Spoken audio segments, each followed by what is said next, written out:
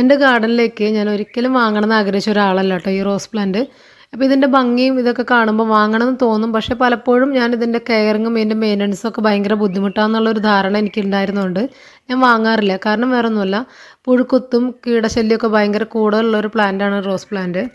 അങ്ങനെ ഇരിക്കുന്ന സമയത്ത് ഞാനൊരു വീഡിയോ കാണാനിടയായി റോസ് പ്ലാന്റിനെ കുറിച്ചിട്ട്. അതിൻ്റെ മെയിൻ്റനൻസിനെ കുറിച്ചിട്ടും അതിന് പുഴുശല്യം വരുമ്പോൾ അടിച്ചു കൊടുക്കാനുള്ള മരുന്നുകളെ കുറിച്ചിട്ടൊക്കെ അതിനകത്ത് വിശദമായിട്ട് പറയുന്നുണ്ടായിരുന്നു. കുറേ മുമ്പ് കണ്ടിട്ടുള്ളൊരു വീഡിയോ ആണ്. അപ്പോൾ അതിൻ്റെ ഒരു ഇൻസ്പിറേഷനിൽ ഒരിക്കലൊന്ന് കുറച്ച് ചെടികൾ മേടിച്ച് നോക്കാമെന്ന് എനിക്കൊരു ധൈര്യം വന്നു. അങ്ങനെ ഞാൻ വാങ്ങിയിട്ടുള്ള കുറച്ച് പ്ലാന്റ്സാണിത്. ഇത് ഓൺലൈനിൽ തന്നെ വാങ്ങിയതാണ്. വിചാരിച്ച പോലെ തന്നെ ഈ ചെടികൾ ഞാൻ എൻ്റെ വീട്ടിലേക്ക് കൊണ്ടുവന്നു നട്ട് നനച്ച് വളർത്തി 2 ആഴ്ച വെയിൽ കൊള്ളിക്കാതെ വെച്ചു. പിന്നെ വെയിലത്തേക്ക് വെച്ച് അങ്ങനെ 2 തവണയൊക്കെ നല്ലപോലെ എനിക്ക് പൂവിട്ട് നല്ല കൊലയായിട്ടുള്ള പൂക്കളും ഒക്കെ എനിക്ക് കാണാൻ സാധിച്ചു. പിന്നെ ഞാൻ പെട്ടെന്ന് നോക്കുമ്പോൾ ഇതിനകത്ത് വരുന്ന മൊട്ടുകളൊക്കെ ഇങ്ങനെ കരിഞ്ഞുണങ്ങിയ പോലെ, എന്താ സംഭവം എന്നൊരു പിടുത്തം കിട്ടുന്നില്ല. ചെടി നല്ല ഉഷാറിലുണ്ട്, പക്ഷെ പുതിയ കൂമ്പുകൾ വരുന്നതും മുട്ടുകൾ പുതുതായിട്ടുണ്ടാവുന്നതൊക്കെ കറുത്ത് ബ്രൗൺ കളറിൽ ഇങ്ങനെ കരിഞ്ഞുണങ്ങിയ പോലെ വരികയാണ്. അപ്പോൾ എനിക്കിത് എന്താ സംഭവം എന്ന് മനസ്സിലായില്ല. അങ്ങനെ ഞാൻ ഇതിനെ പറ്റിയിട്ട് കൂടുതൽ ഇതിനെ അറിയുന്ന ആൾക്കാരോട് ചോദിച്ചു കഴിഞ്ഞപ്പം എന്നോട് പറഞ്ഞു ഇതൊരു തരം കീടബാധയാണ്. ചെറിയ ഒരു പൊടി പോലുള്ള കീടങ്ങൾ വന്നിട്ട് അതിൻ്റെ കൂമ്പുകളും അതിൻ്റെ മുട്ടുകളും നശിപ്പിക്കുക എന്നുള്ളത് പറഞ്ഞു. അപ്പോൾ അതിനുള്ള മരുന്ന് എന്താണെന്നുള്ളത് ഞാൻ വളക്കടയിൽ അന്വേഷിച്ചപ്പോൾ അവരെനിക്കൊരു മരുന്ന് തന്നു. ആ മരുന്ന് 1/4 ടീസ്പൂൺ 1 ലിറ്ററിൻ്റെ ബിസ്ലറി ബോട്ടിലിൽ ഒഴിച്ചതിന് ശേഷം ഏതെങ്കിലും ഒരു ബോട്ടിൽ അതിൽ ഒഴിച്ചിട്ട് നന്നായിട്ട് ഷെയ്ക്ക് ചെയ്ത് സ്പ്രേ ചെയ്ത് കൊടുത്തു കഴിഞ്ഞാൽ ഈ ശല്യം വരില്ല എന്ന് പറഞ്ഞു. അങ്ങനെ ഞാനത് ചെയ്തതിന് ശേഷം എൻ്റെ ആ ഒരു കുരുടിപ്പ് വരുന്ന ഭാഗങ്ങളൊക്കെ നല്ല രീതിയിൽ വൃത്തിയായിട്ട് വളർന്നു വന്നു തുടങ്ങി.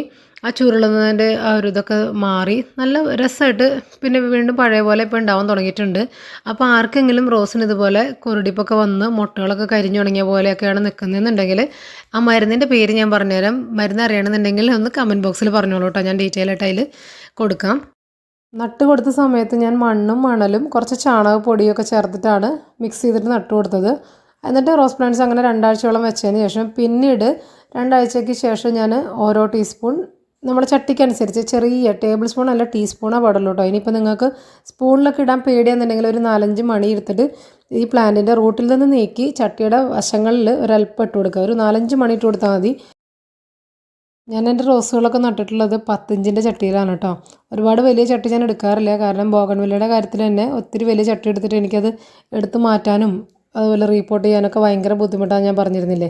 അതുകൊണ്ട് തന്നെ 10 ഇഞ്ചിൻ്റെ ചട്ടിയിലാണ് റോസിൻ്റെയൊക്കെ നട്ടിട്ടുള്ളത്. നഴ്സറിക്കാരോട് ചോദിച്ചപ്പോഴും ആ ഒരു സൈസിൽ തന്നെ മതി, അതിനും കൂടിയ ചട്ടി ആവശ്യമില്ല എന്നാണ് അവർ പറഞ്ഞത്. അതുകൊണ്ട് തന്നെ അത് ഹാൻഡിൽ ചെയ്യണം നല്ല എളുപ്പമാണ് കേട്ടോ. നമ്മുടെ ചാനലും പ്ലാൻസും നമ്മുടെ ഈ ഒരു വീഡിയോസൊക്കെ നിങ്ങൾ ഇഷ്ടപ്പെടുന്നുണ്ടെങ്കിൽ ഒന്ന് സബ്സ്ക്രൈബ് ചെയ്ത് ലൈക്കും ഷെയറൊക്കെ ഒന്ന് ചെയ്ത് സപ്പോർട്ട് ചെയ്യണം കേട്ടോ.